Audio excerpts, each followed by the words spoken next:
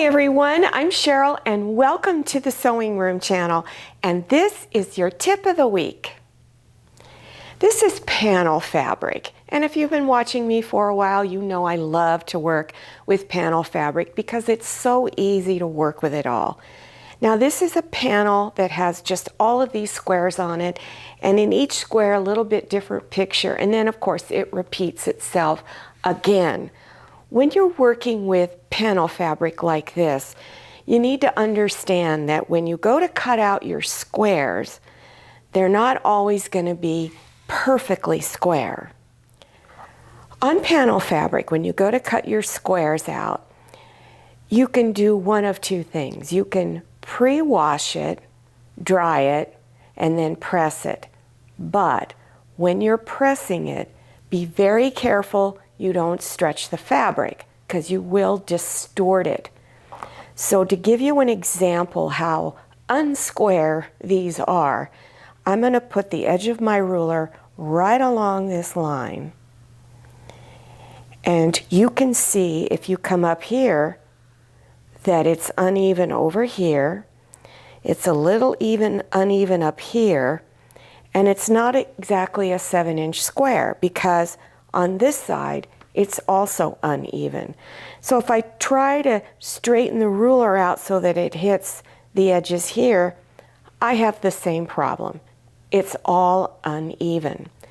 So when you're cutting out fabric like this, my advice is to go out 1/4 inch around all edges, and it might be 3/8 of an inch on one edge and 1/4 inch on another, because when you're cutting them out, you need that extra seam allowance.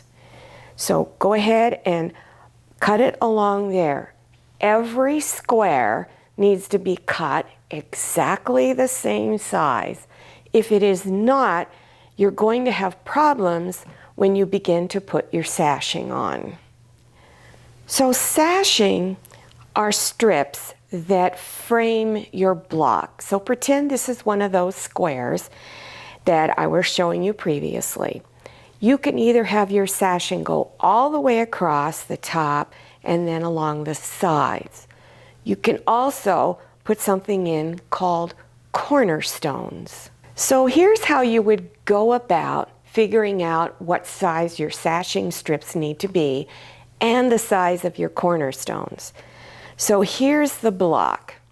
So whatever square size you cut it, let's say 7.5 inches, then your strips need to be 7.5 inches long. And most sashing strips are 2.5 inches. That doesn't mean it has to be, but that's the average. So you would cut your sashing strip 7.5 inches long by 2.5 inches wide. Now your cornerstones, whatever the width of your sashing is, which is 2.5, would be the size of your squares, 2.5 inch square. When you go to assemble everything, this is kind of the order you would do it in. You would lay out your strips for the first row, which is nothing but cornerstone and sashing strips. You put them together. Then you stitch your blocks and the sashing strips in between each block. So you've got 1 and 2. To build row 3, you repeat this one and down here. And then row 4, repeat this one and put it down there. You would keep doing that till you get your quilt to the size you want. To add a border on, if you're not sure what color it should be, look at the colors in your block. Now all the colors in here are dull and muted. So you want to pick fabric that's dull and muted. And this is a very dull brown. It's not a real vibrant brown. So this would go well as a border. Now for cornerstones, let's look at a couple of fabrics. You could have this yellow, which would really make some of the colors really pop out because some of the blocks have a little bit of yellow in it. Or you could use this as your cornerstones. I like the yellow because I like bright colors, so you could do any one of these combinations. This is a Christmas wall hanging I made probably over 25 years ago, and it used to hang on my wall every Christmas. That's because I had a home where I had a good wall to put it on. Where I live now, I don't have that. So I drag it out every now and then and look at it. But let's take a closer look at the block. This is the block that was on the panel fabric, and what this quilt is telling is this the night before Christmas story. Where I got this fabric, I don't know. I found it in my stash one day. I had no idea where it came from.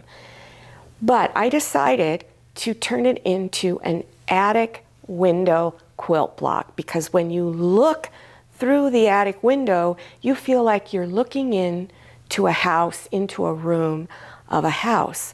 Now, if you're interested in making this quilt block, I do have a tutorial on it, and there will be a link listed below your YouTube screen.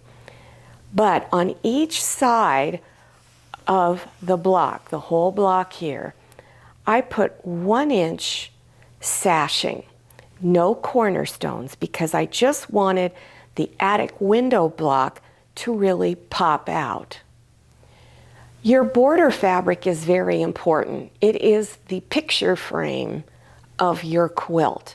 And I wanted one that really did look like a picture frame. So I found some very unique fabric that I haven't seen again. So up in this corner, what I did was I did a mitered corner here so that this pattern would be continuous. If I'd put a block up here, a square, it would have broken this picture frame up, and I didn't want to do that. So here is the fabric. It was very unusual because this border, normally when you have it on your fabric like this, it's on both selvage edges. But on this particular fabric, it wasn't. I don't know why, but this is how it is. So what I did was I cut this fabric, this edge off, and used it as my border fabric.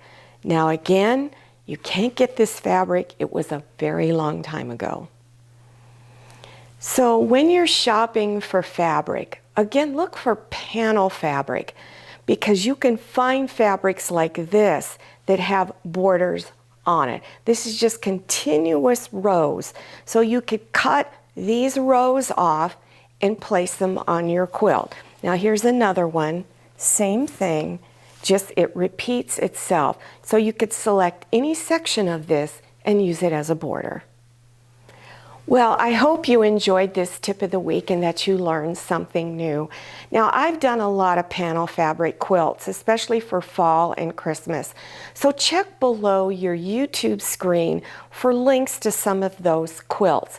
There will also be links to my other sewing tips of the week. They're very educational. You will learn a lot because I cover every aspect of sewing. Now don't forget to follow me on Instagram and check out my Facebook page.